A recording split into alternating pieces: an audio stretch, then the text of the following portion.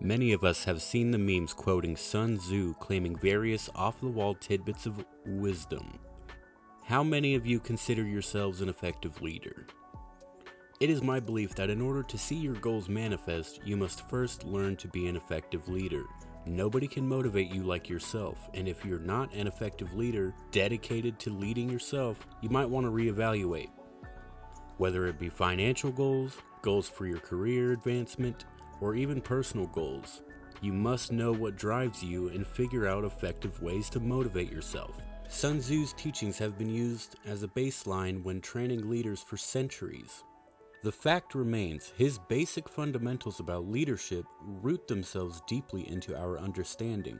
We all have the capability to become an effective leader, so long as we are able to dedicate ourselves and have an open mind to learn new concepts. Take this character, for example.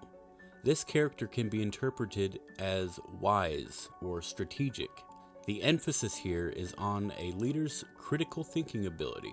In a broader sense, it can refer to a leader's capability or competence. The ability to think strategically, respond quickly to changes, and anticipate the moves of the enemy is high on the list for Sun Tzu. When we refer to the enemy, we're referring to anything that might pose as an opposition to your achieving your advancement towards your goals. You yourself could, and most of the time are, your worst enemy, especially in regards to achieving financial goals, or even worse, fitness goals. I shudder even thinking about it. However, that is not to say that if you learned how to effectively lead, you will become your most valued ally, and you will find that when you properly motivate yourself, you tend to be less destructive to yourself and to your goals. This leads us to the next quality a leader must possess. Sun Tzu taught that a leader must be somebody who holds true to their word and conducts themselves with integrity. This character can be interpreted as trustworthiness or integrity. Integrity is defined as being honest and having strong moral principles. In order to lead a group or even yourself, whomever it is needs to be able to not only trust your word but trust your judgment as well. This includes yourself. You need to believe you will do what you say. The righteousness of our actions will reflect in the bounty of the goal achieved. Do well by yourself and those that you're leading. This character can be interpreted as benevolence or simply love. For a leader to be able to love and to feel passion is extremely important. This isn't to say that you should allow yourself to become driven by your emotions. Doing this leads us to drive our actions through passion alone, resulting in bad decisions and even worse outcomes. This simply means that you need to build a love and respect for those that you are leading. A leader who shows love and protects who he leads will receive love and respect back to him or her. If you win the hearts of those you're leading, they will not think twice about laying themselves on the line in your honor, no matter your leadership role or severity of that line.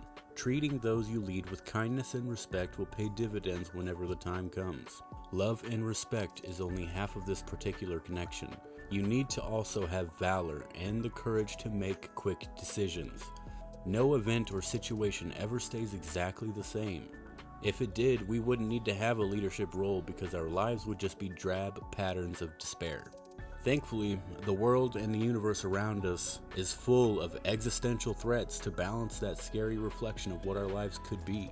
This character can be interpreted as courage or valor. It is important to note that often a leader's valor is thought to be crucial in inspiring those you lead and lifting up their spirits. It reminds me of Winston Churchill's speech to the House of Commons in World War II. Or General Patton's speech as the U.S. entered World War II. This one's too long to quote, but I urge you to look it up because it is powerful and it will give you a good example of the kind of mindset a leader in this severe of a role must be in to accomplish a goal that is so dire. This character can be interpreted as strict or disciplined. In a war, there can be no ambiguity in the chain of command. A leader's ability to enforce discipline whenever it is called for can be the decisive factor between success and failure, survival or extinction. In a broader sense, it can mean having high standards for those that you lead and having the determination to preserve them. When you transfer yourself into this mindset, many doors will be open for you in every aspect of your lives. You begin to notice yourself taking responsibility more often and become more competent when making crucial decisions.